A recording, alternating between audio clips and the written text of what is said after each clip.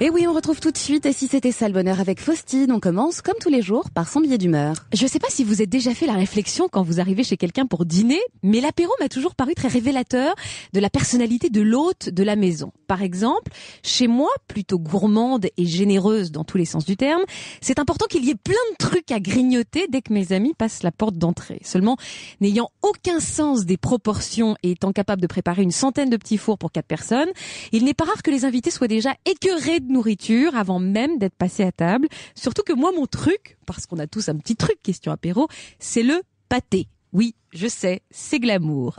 Attention, c'est vraiment quand je reçois des proches. En fait, j'aime bien mettre une grosse tranche de pâté de campagne au milieu des plats de tapas sur la table basse avec plein de cornichons et une bonne baguette de pain frais juste à côté. Je mets 4 ou 5 couteaux à disposition et hop, chacun se fait sa petite préparation à son rythme et selon ses proportions. Alors, je sais, cette idée va pas me faire gagner le prix de l'originalité et de la finesse au dîner presque parfait, mais je peux vous assurer que cet apéro charcuterie à 4000 calories la bouchée est devenu une véritable tradition.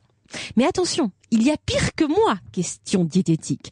Maître Roland Pérez, par exemple, qui aime beaucoup recevoir et le fait toujours merveilleusement bien, est atteint de la même peur de manquer que moi. Ainsi, en apéro, il a pris l'habitude de servir des pizzas, ce qui est très convivial, même si avant de passer à table, vous avez le sentiment de sortir d'un week-end gastronomie chez Joël Robuchon. Jean-Marc Morandini, lui, son truc, c'est de nous faire goûter des tas de trucs qu'il a rapportés de son dernier voyage aux États-Unis. C'est l'apéro Ushuaïa. Vous savez pas trop ce que vous mangez, mais c'est toujours très sympa de tester. Bref, tout ça pour dire que je trouve que l'apéro est annonciateur de la soirée que l'on va passer.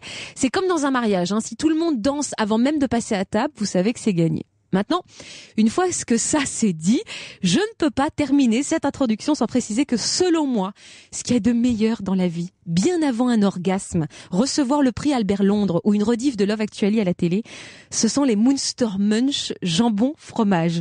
Je pourrais me tuer pour des Munster Munch jambon fromage. Voilà, maintenant ceux qui m'aiment, ils savent ce qu'il faut m'envoyer au bureau.